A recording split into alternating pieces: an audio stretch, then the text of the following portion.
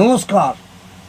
আমি আজ আপনাদের শনি সাড়ে সাতিক নিয়ে একটুখানি ছোট্ট ভিডিওর মাধ্যমে আপনাদের আলোচনা করছি। বর্তমানে শনি সাড়ে সাতিক নিয়ে এমনভাবে প্রচার করা হচ্ছে যে স্বাভাবিক কারণে মানুষের মনে একটা ভয় ভীতির সঞ্চয় হয়। এমনকি এটাও বলা হচ্ছে যে সাড়ে সাতিক মানে মানুষের মৃত্যুর কারণও হতে পারে।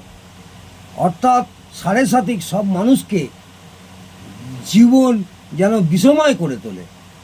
এই সাড়ে সাতিক শুধু ক্ষতিই করে, লাভ পাওয়া যায় না।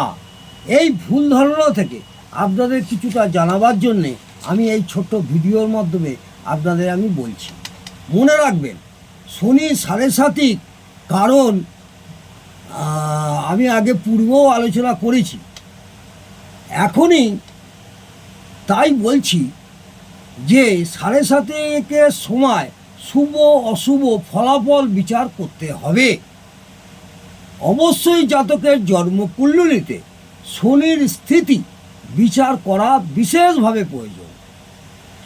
কারণ জন্মকুণ্ডলিতে শনির অবস্থানের পরিপ্রেক্ষিতে যেমন অশুভ ফলদান করবে তেমন শুভ ফলদান করবে। শনি শুধুই যে অশুভ ফল দেয় তা নয়। জাতকের এই ভুল ধারণা থেকে সজাগ করার জন্য আজ আমি আপনাদের একটি উদাহরণের মাধ্যমে বোঝাতে চলেছি। যেমন জাতকের জন্মকুণ্ডলিতে শনি যদি ত্রিকোণ, তনুভাব, সহজভাব, ষষ্ঠ ভাব অথবা আয়ভাবের অধিপতি হয়ে মিত্র গ্রহের দ্বারা দৃষ্ট হয়, জাতকের জন্মকুণ্ডলিতে তৃতীয়, পঞ্চম, ষষ্ঠ, নবম ও একাদশে অবস্থান করে, তবে এই অবস্থানে শনি জাতককে ধনী, বিত্তশালী, ঐশ্বর্যশালী এবং প্রভাবশালী করতে পারে। জাতক প্রচুর ধন সম্পত্তির মালিক হতে পারে।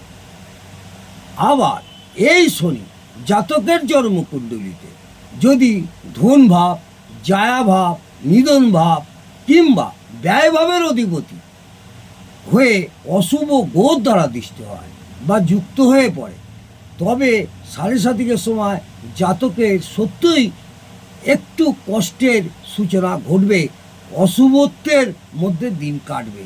এই বলে নয় যে জাতকের মৃত্যু হবে, এই ধারণা থেকে ভুল। কাজেই এই থেকে বোঝা যায় সাড়ে সাতিক মানেই যে মৃত্যু হবে, এই ভুল ধারণা থেকে আপনারা বিরত থাকুন এবং নিজেদের মনে ভয় ভীতি থেকে দূরে থাকুন এবং এগিয়ে যান।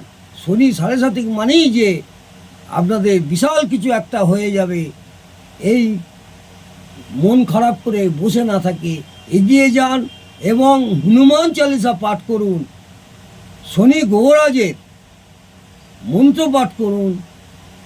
শনি সাড়ে সাতিকের সময় আপনারা চলমান নদীর জলে, জোয়ারের জলে সর্ষে তেল দান করুন, কালো তিল দান করুন, তাতে শুভ ফল পাবেন, ভয় পাবেন না। সাড়ে সাতিক মানেই যে আপনাদের বিরাট কিছু একটা হয়ে যাবে, এই ভয় ভীতি থেকে বিরত থাকুন। নমস্কার, ভালো থাকুন, সুস্থ থাকুন, আনন্দে থাকুন। জয় মা তারা।